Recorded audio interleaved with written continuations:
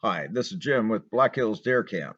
We'd like to share a short video of the creation of a new food plot called The Draw. Over the past winter, we had a major timber harvest at Black Hills Deer Camp, out of which we hope to expand two of the existing food plots and create a brand new one. I gotta tell you, after the winter timber harvest, what we first saw this spring was OMG, we're in trouble. Okay, here we are, Wednesday, May 11th, and we're down at the foot of the old logging road coming down the hill to the Draw food plot.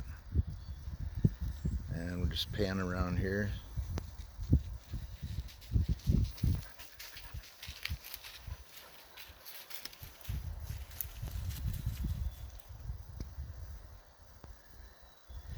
And there's a little stand, a little island of trees.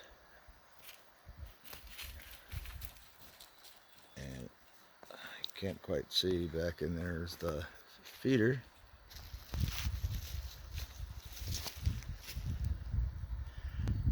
And the star of the video just showed up. He's trying to get out of the way of the camera, but he's not going to be successful because I'm just going to pan faster. And he could say hi, Sean. Hey, Sean. With soil tested low pH and locked up organic matter, our first step was to put down some serious quantities of pelletized lime. We started early in the morning with the sun barely above the treetops. I'm not sure we got enough in this first go round, but we'll put down more as needed and as the organic matter gets released into the soil and after doing another soil test. We expect this to be a work in progress.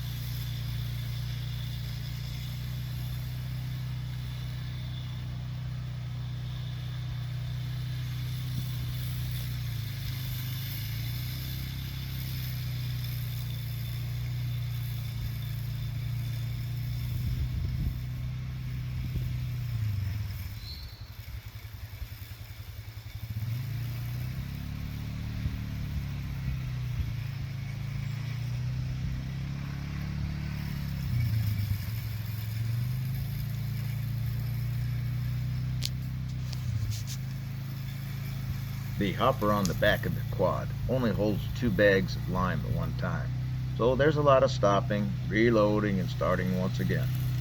50 bags for each ton of lime. And of course, it wouldn't be as much fun if the hopper didn't occasionally get clogged with clumps of lime that had to be cleared.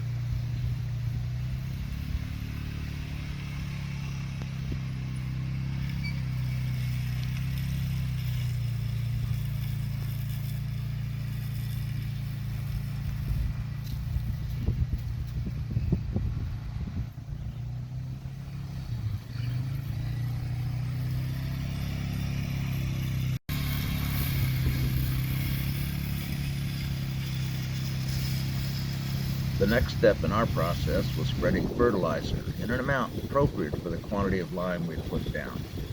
We used triple 19 and also spread some 624-24 based on soil test recommendations.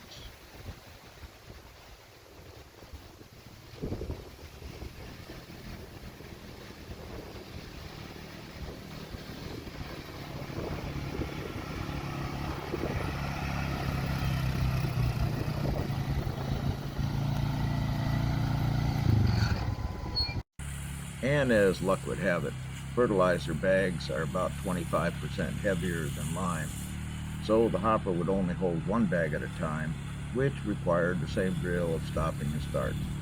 Fortunately, we didn't have to do near as many bags of fertilizer as we did lime.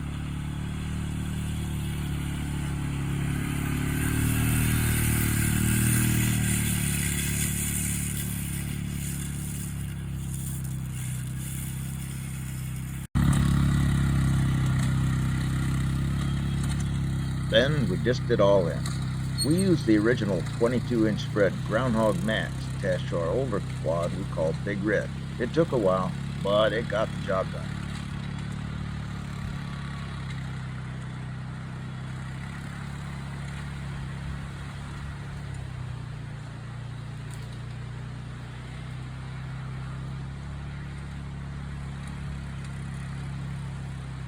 Friday, June 17th, and this is a quick video of the draw plot. We just finished disking in the fertilizer and lime, and we're about to drag, and then we will plant. We'll have 3 different areas that we plan to plant.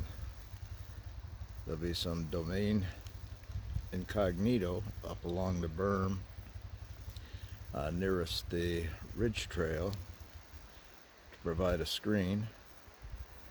The main part of the plot will be in domain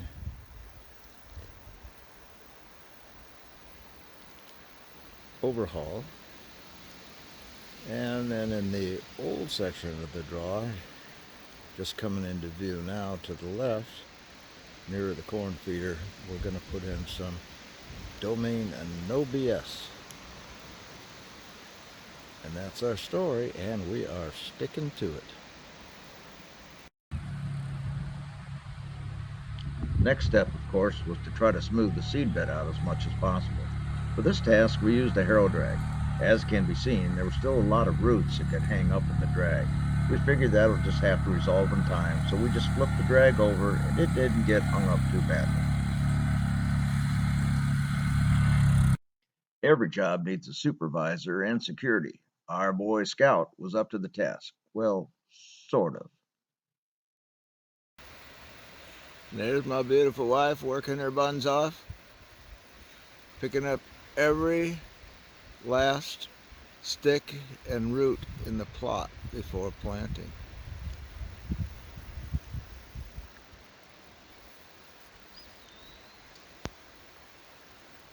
There you are, let me say happy Friday.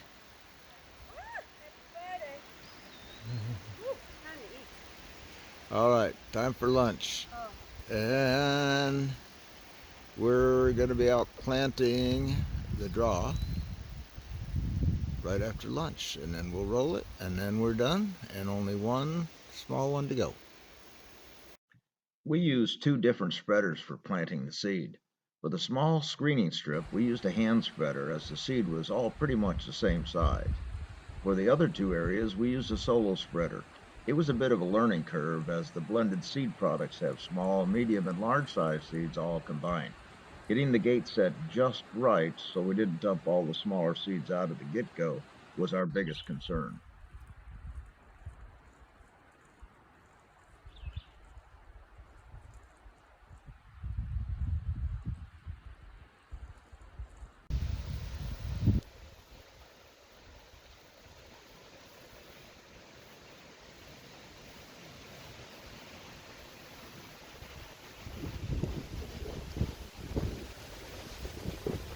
And never let it be said that we are not an equal opportunity employer. Here's Terry sharing the wealth. Well, if the truth be told, she did the lion's share of the work. Thanks, honey.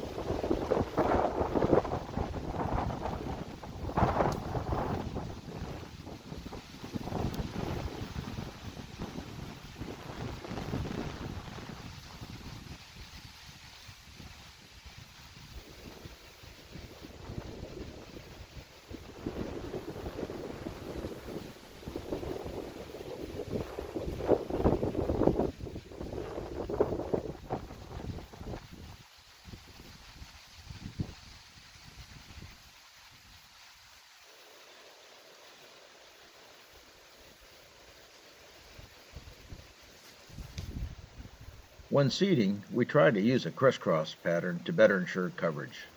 We understand it's not an exact science, but we did the best we could.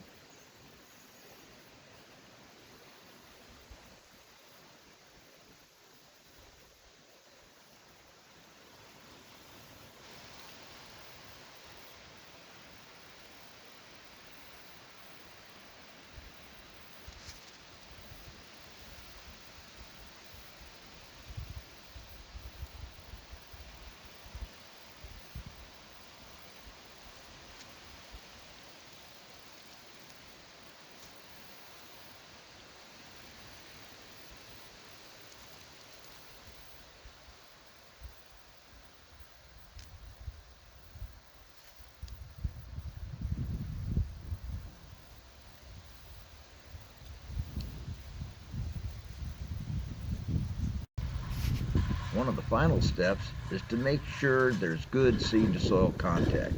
We used a borrowed cultipacker for this purpose. I didn't capture video of cultipacking the draw because I had started some work on another small food plot. So instead, I thought I'd share a video of Terry cultipacking this smaller plot after she had finished with the draw plot. And finally, after all our other good fortune, we were blessed by rain just a couple of days after finishing work on the food plots. Here's a part of the draw after the first rain.